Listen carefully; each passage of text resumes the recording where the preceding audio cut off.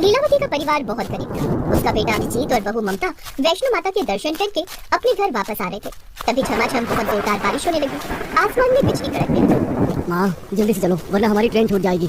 हाँ बेटा, माता रानी के दर्शन तो हो ही गए हैं। आने वाली संतान के स्वागत में ऊपर वाले ने बारिश भी बहुत तेज कर दी है। अब जल्दी से हमें घर पहुँचना होगा क्योंकि डिलीवरी किसी भी समय हो सकती है। माँ मैंने तो पहले ही कहा था कि डिलीवरी का वक्त है, अभी इतनी दूर जाना ठीक नहीं है, पर आप लोगों ने मेरी बात मानी ही नहीं। बेटा, पंडित जी ने बताया था कि 8 महीने बाद ही बच्चा पूरी तरीके से माँ के पेट से बाहर आने के लिए तैयार हो जाता है और इस समय अगर माता रानी का आशीर्वाद मिल जाए तो सब कुछ ठीक हो जाता है। हो सकता है हमारी गरीबी भी कम हो जाए आने वाले बच्चे की वजह से। तो इस तरह से बातें करते करते वो लोग स्टेशन पहुँचे। बारिश रुकने का नाम ही नहीं ले रही थी। ट्रेन 1 घंटा लेट थी, इसी वजह से उन लोगों ने 1 घंटा स्टेशन पर ही बिताया।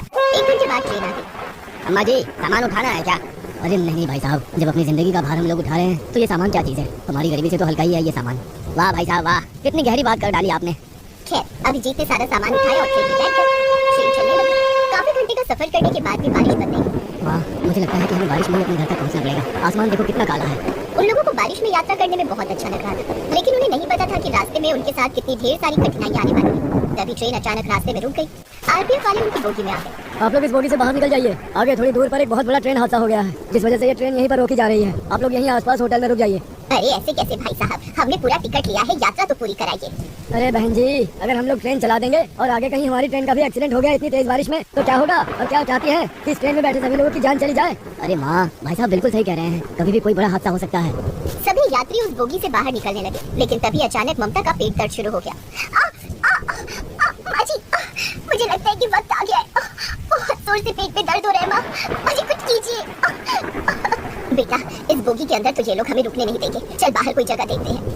वो लोग ममता को लेकर ट्रेन के बाहर निकले। माँ अब क्या किया जाए? हमारे पास इतने पैसे भी नहीं बचे हैं कि किसी अस्पताल ले चले या फिर कोई होटल ले सके, सारे पैसे तो खत्म हो गए।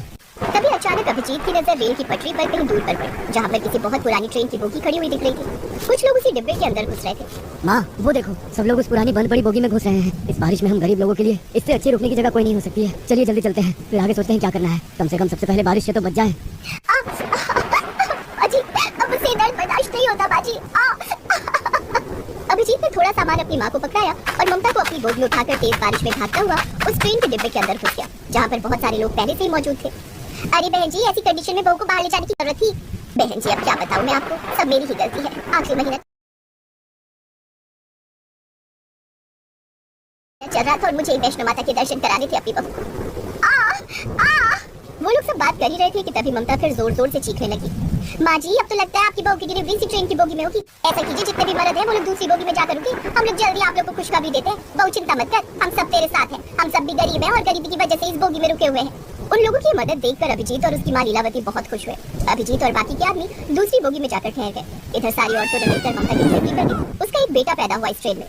अभिजीत बधाई हो, तू बाप बन गया। अभिजीत दूसरी बोगी में था। ये सुनकर वो बहुत खुश हुआ और उस बोगी में जितने भी आदमी थे वो भी बहुत खुश हुए। क्या बात है भाई साहब, इस बारिश में हम सारे लोग बहुत परेशान थे। आगे किसी ट्रेन का एक्सीडेंट हो गया है जिससे बहुत सारे लोग डरे हुए थे, लेकिन आपने बाप बनकर एक छोटी सी खुशी हम सारे लोगों को दी है। चलिए चलकर देखते हैं। माँ क्या हम लोग उस बोगी में आ सकते हैं? हाँ बिल्कुल। अभिजीत के साथ उस बोगी में जितने आदमी थे वो लोग भी अब उस बोगी में आ गए, जहाँ पर ममता ने एक बच्चे को जन्म दिया था। अब आप लोगों को परेशान होने की कोई जरूरत नहीं है। मैं एक अस्पताल में नर्स का काम करती हूँ पिछले 20 सालों से। मेरे पास कुछ दवाइयाँ और इंजेक्शन भी है, मैं लगा देती हूँ बच्चे को। कुछ देर बाद अंधेरा होने लगा और माइक पर किसी ने ऐलान किया, यहाँ पर आसपास जितने भी यात्री रुके हुए हैं वो वहीं पर रुके रहें, क्योंकि बारिश की रफ्तार बढ़ती जा रही है। हमारे आर्मी के जवान आपके पास ही मौजूद है। अगर किसी को भी कोई तकलीफ होगी तो वो उन्हें बचा लेंगे। अब जब तक बारिश बंद नहीं हो जाती, आगे का रास्ता क्लियर नहीं हो जाता, आप सब लोग सुरक्षित रहें। आप सभी को खाना मिलता रहेगा सरकार की तरफ से। तो अब रात को उन लोगों ने उस बंद पड़ी पुरानी ट्रेन की बोगी को ही अपना घर बना लिया। जिनके पास जो भी कंबल और चादर थे उनसे उन लोगों ने उस बोगी के अंदर ही बिस्तर बना लिया। 3 दिन बीत गए लेकिन अभी तक बारिश बंद नहीं हुई। ये तो अच्छा हुआ कि सरकार की तरफ से हमें खाना मिल रहा है और हमें मुफ्त में रहने की जगह भी मिल गई। माँ जी, सबसे अच्छी बात तो ये है कि हमें यहाँ पर इतने अच्छे लोग मिल गए जिन्होंने हमारी मदद की, वरना इतनी तेज बारिश में बहुत कुछ गलत हो सकता था हमारे साथ। सब माता वैष्णो जी की कृपा है बहन जी। आप अपने होने वाले पोते के लिए माता वैष्णो के दरबार गई थी और उसके साथ ही कुछ गलत हो जाता, ऐसा तो हो ही नहीं सकता था। अब वो ट्रेन उस गरीब परिवार का घर बन चुका था। वहाँ पर जितने भी लोग थे सब एक परिवार की तरह रहने लगे। बहुत सारे लोगों ने मिलकर एक कठिन समय को भी कितना खुशनुमा बना दिया था। करीब 1 हफ्ते तक वो लोग एक साथ एक परिवार की तरह रहे। जब बारिश बंद हुई तब उनकी ट्रेन एक बार फिर से आगे चलने के लिए तैयार हो गई। 1 हफ्ते में ही हम सब एक परिवार की तरह रहने लगे थे। 1 हफ्ते पहले हम लोग एक दूसरे को जानते भी नहीं थे, पर अब बिछड़ते हुए बहुत बुरा लग रहा है।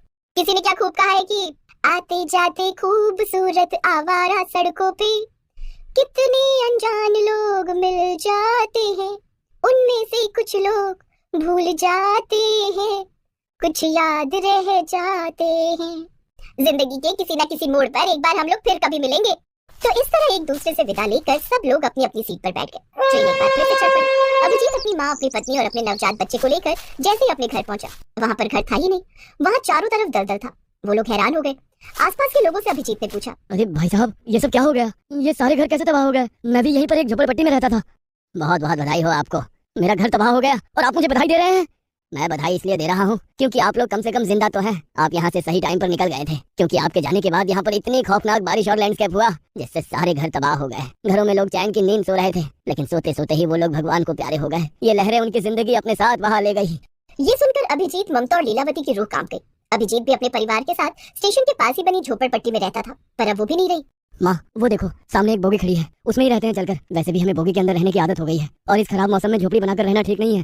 वो लोग एक ट्रेन की बोगी में ही रहने लगे। कुछ महीनों बाद सरकार की तरफ से वहाँ पर जितनी झोपड़पट्टियां तबाह हो गई थी, उन सभी लोगों को रहने के लिए पक्का घर दे दिया गया।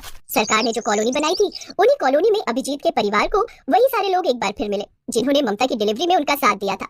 हमने आप लोगों से कहा था ना कि एक बार हम लोग फिर से मिलेंगे, और देखो भगवान ने हमें हमेशा के लिए एक जगह ही मिलवा दिया।